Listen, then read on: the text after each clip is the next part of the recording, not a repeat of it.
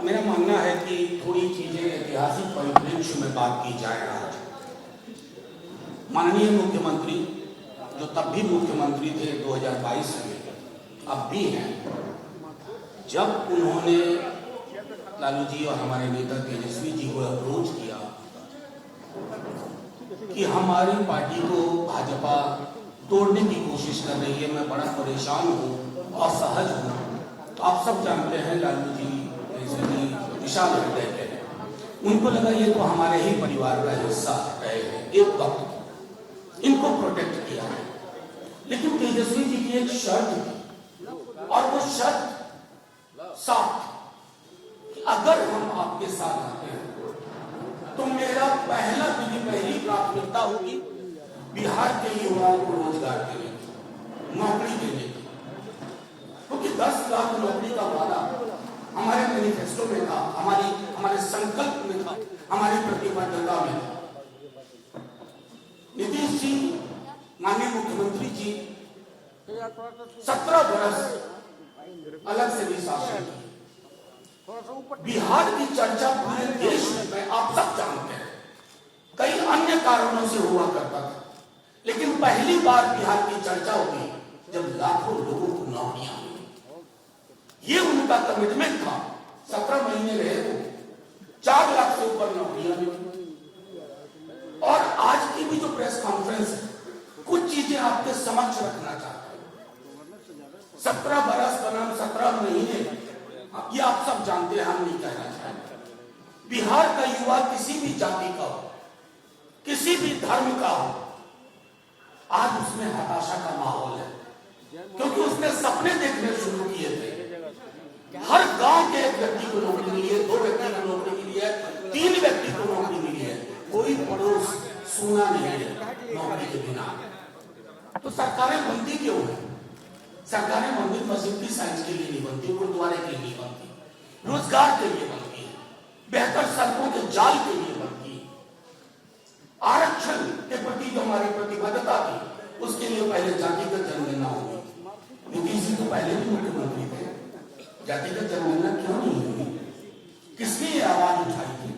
विधानमंडल में शिष्टमंडल के साथ कौन गया? तेजस्वी। खैर, उसके बाद आरक्षण का दायरा बढ़ा 65% और लगातार मांग रही उनकी कि केंद्र ढुलमुल रवैया ना अपनाए, इसे 9वीं अनुसूची में शामिल है। बहरहाल ये केंद्र के विवेक पर, उनके संकीर्ण मानसिकता के बारे में मैं कुछ कहना नहीं चाहता। अभी 1,35,000 से ज्यादा पद सृजित कर चुके हैं, तेजस्वी जी कर चुके थे स्वास्थ्य विभाग। 1,35,000 सब कुछ हो चुका है। बस मैं माननीय मुख्यमंत्री जी से आग्रह करता हूं कि सिर्फ ये तेजस्वी का विजन था, इसलिए इसको खारिज ना करें। बिहार के युवाओं को स्मरण करें और इन 1,35,000 नौकरियों को 2 महीने के अंदर सारी प्रक्रिया पूरी करें। क्योंकि तेजस्वी का आइडिया था, अरे क्रेडिट उसको जाएगा ना, हम इतनी छोटी राजनीति पर भरोसा नहीं करते, क्रेडिट लोग दे रहे हैं, क्या करें, लोगों का मुंह बंद कर दे। 1 लाख शिक्षकों की नियुक्तियां भी पाइपलाइन में करके वो निकले थे। 1 लाख उन पर भी आपका, उन शिक्षकों की नियुक्तियों को आपका कोई विभाजन ना होना पड़े, आप इनको पूरा करें 30 से 40 दिन के अंदर, तो एक संदेश जाएगा। लेकिन अगर आपको लगे करे तो तेजस्वी ने उसके मिनिस्ट्री ने, उनके मंत्रिमंडल ने, उनके सहयोगियों ने ये किया था, इसको ना किया जाए, इस प्रक्रिया और इस मानसिकता से माननीय मुख्यमंत्री जी आप बाहर आए। बिहार की भलाई के अलावा हमारी पार्टी का कोई एजेंडा नहीं है। मैं बार बार दोहरा रहा हूं, इन 17 महीनों में बिहार की चर्चा पॉजिटिव एजेंडे के साथ हुई, बल्कि मुख्यमंत्री जी जब कभी सदन में या कुछ बोल गए, हमने कहा ना, इससे विचलित नहीं होना, ये विचलित नहीं होना, उन्हें भी समझाया, आगे बढ़े। गृह विभाग और अन्य विभागों, मसलन सहकारिता, ग्रामीण कार्य विभाग, लोक स्वास्थ्य अभियंत्रण और अन्य विभागों में भी रिक्तियां चिन्हित कर दी गई।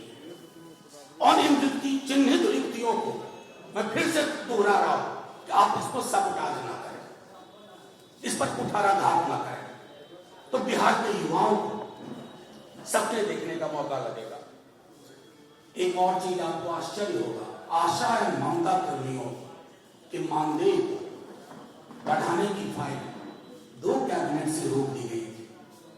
मैं खुद पटना में जाकर के महसूस करता, आशा कर्मियों के डेलीगेशन तेजस्वी जी से मिले, उनको भरोसा था उनकी मानदेय बढ़ोतरी पर सब कुछ हो गया, हस्ताक्षर हो चुके हैं माननीय स्वास्थ्य मंत्री, लेकिन नहीं, क्या बिगाड़ा है? तेजस्वी से ना प्रॉब्लम थी, वो भी क्या प्रॉब्लम थी कोई नहीं जानता, आज तक आप नहीं बोल पाए कुछ भी।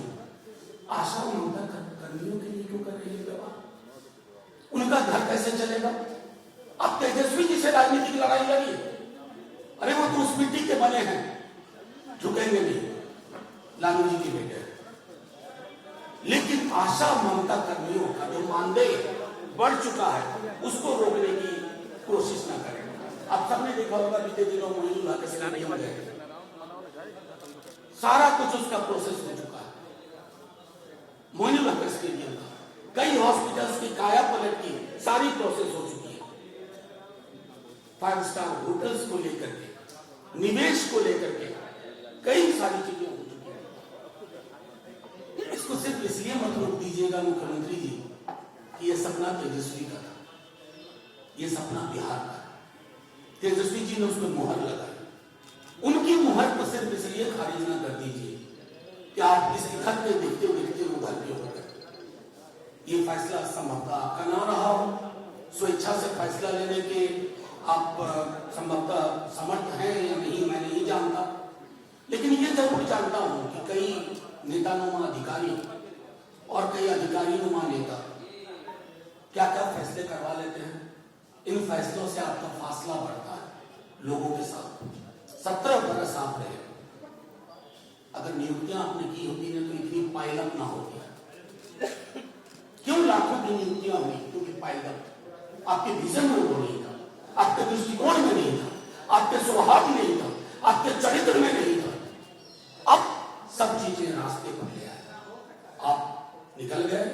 किस दबाव में, किस डर में, किस भय में, किस खौफ में, ये विश्लेषण पत्रकार करेंगे, बिहार की आम जनता करेगी।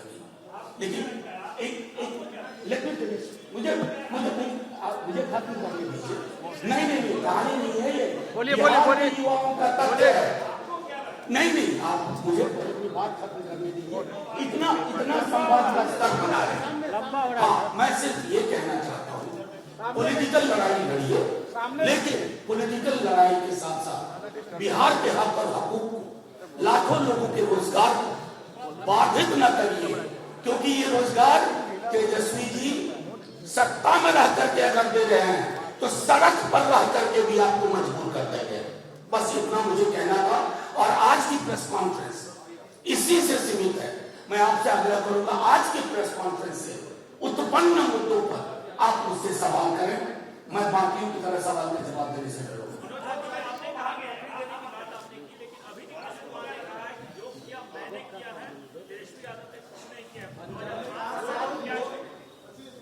आपको मैं सिर्फ इतना बता, वो तो 17 बरस से थे, अगर किया होता तो ये करने की जरूरत ही नहीं पड़ती तेजस्वी को।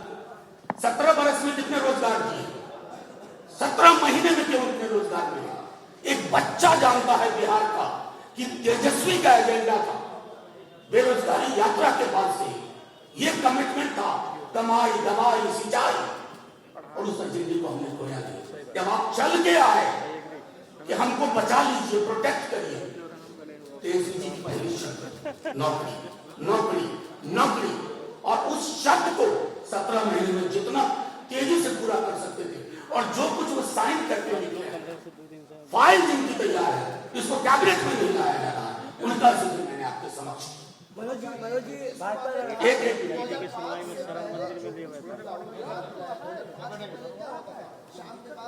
बिल्कुल थैंक यू।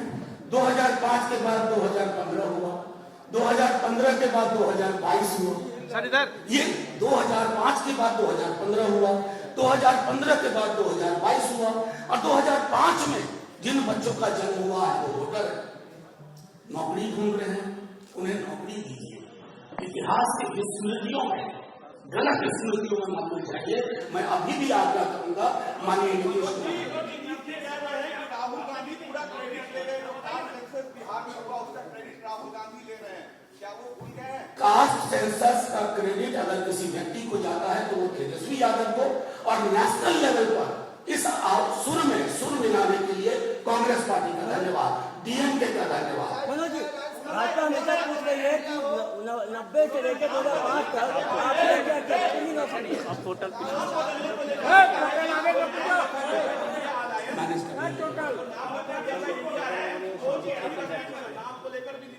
एक एक व्यक्ति पूछिए ना, एक व्यक्ति एक बार में पूछिए। मैं पहले उनका सवाल ले लूं, फिर आप तक आऊंगा। परेशान ना हो, ले लूंगा सवाल।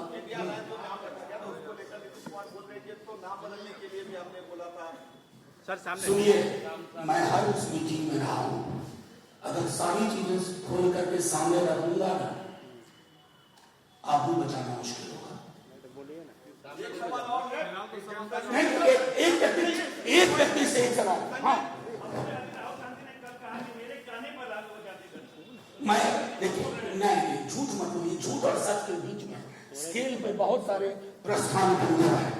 हमने यह मांग उठाई, इस मांग को देश में ट्रैक्शन मिला, और मैं क्रेडिट दूंगा कांग्रेस पार्टी और डीएमके को, जिन्होंने इसके साथ अपने को संबंधित किया। मनोज जी, क्रेडिट वार में ही सरकार चली गई क्या? कहीं नहीं, कभी नहीं। क्रेडिट वॉर, देखिए इसको एक तो वॉर ना कहिए, और क्रेडिट बिहार की जनता से आप माइक ऑफ करके पूछ लीजिए, नौकरी मतलब तेजस्वी, और नीतीश जी के लिए जो शब्द पर्यायवाची के रूप में इस्तेमाल होता वो उस रूप में इस्तेमाल होता। तो आप ही लोगों ने पहले मतलब कि नौकरी मतलब तेजस्वी, नौकरी मतलब लालू यादव नहीं थे 90 से लेकर 2005 तक। ये आप जो मैंने नहीं कहा वो भी आप कहना चाहते हैं। आप बताइए एक मिनट लग जाए। मैंने कहा है कि नीतीश जी जब घूम रहे थे तो सारे सीएम ने जो विपक्ष थे उन्होंने कहा कि कांग्रेस के साथ नहीं जाना, अलग अलायंस बनाना। क्या मैंने आपको पहले कह दिया, इंडिया अलायंस की हर मीटिंग में रहा हूँ, बहुत सारी चीजें लिखूंगा और बोलूंगा, बहुत सारी चीजें लिखूंगा और बोलूंगा। बस अभी आप लोग कुछ लोगों के चेहरे पे बने डाले। नीतीश जी विरोध में क्या जातीय जनगणना के? क्या नीतीश जी विरोध में क्या? नहीं, आप क्या सवाल कर रहे हैं? आपने मुझे सुना ही नहीं। नीतीश जी नहीं, देखिए राहुल जी ने क्या कहा, वो राहुल जी की पार्टी से पूछिए ना महाराज।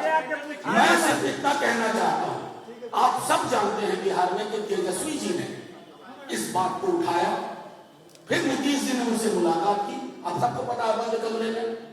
उसके बाद नीतीश जी दिल्ली तक गए, तेजस्वी जी ने ही प्रधानमंत्री के समक्ष सारी बातें रखी। प्रधानमंत्री जी की चुप्पी भी ऐतिहासिक दस्तावेज, और उसके बाद जो कुछ हुआ, जनगणना संपन्न हुई, कोर्ट में कौन गया मुझे बताइए? भाजपा गई थी ना। सॉलिसिटर जनरल कौन है? कौन अपॉइंट करता है सॉलिसिटर जनरल? वो क्यों गए थे? रोकने के लिए। तो बच्चा बच्चा जानता है, और चूंकि बच्चा बच्चा जानता है तो हमें कहने की जरूरत नहीं है। Thank you.